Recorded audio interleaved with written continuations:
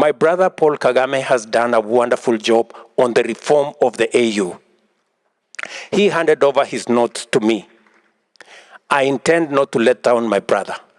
This AU, we are going to reform it.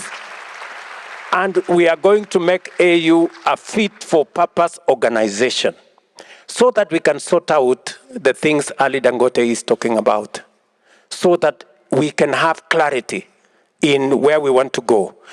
We can get the Africa Continental Free Trade Area moving and being a reality so that our business people can trade across this continent, so that we can move across this continent. We are struggling to get market elsewhere when we are not trading enough with ourselves. Intra-European trade is at 70%. Intra-Asian trade is at 60%. Intra-African trade is at 16%. If we make the AU a fit-for-purpose organization, and that is our intention, the notes President Kagame handed over to me says we must do 3 things, and which I intend to persuade my colleagues for us to achieve. Number 1, to use AU for our economic diplomacy, to make sure that it speaks to having a unified market in our continent, making sure that the ACFTA works, we have the same regulations, the borders that exist stop being barriers, but instead being bridges into the next country. And I say this because in EAC, intra-trade between Rwanda, Kenya, Uganda, Tanzania, the EAC countries, is at 28%. It is the highest in the continent. It is the single highest regional economic bloc that has trade at that level.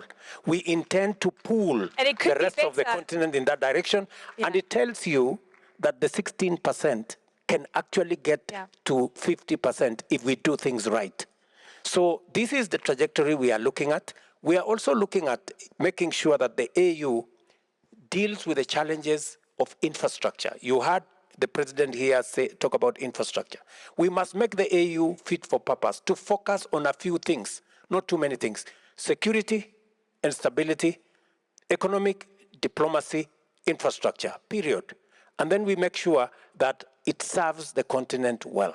It will give us voice, it will speak for reasonable numbers, it will help us push against unfair trade deals, because we have the numbers to say no to the EU if we are standing as Africa.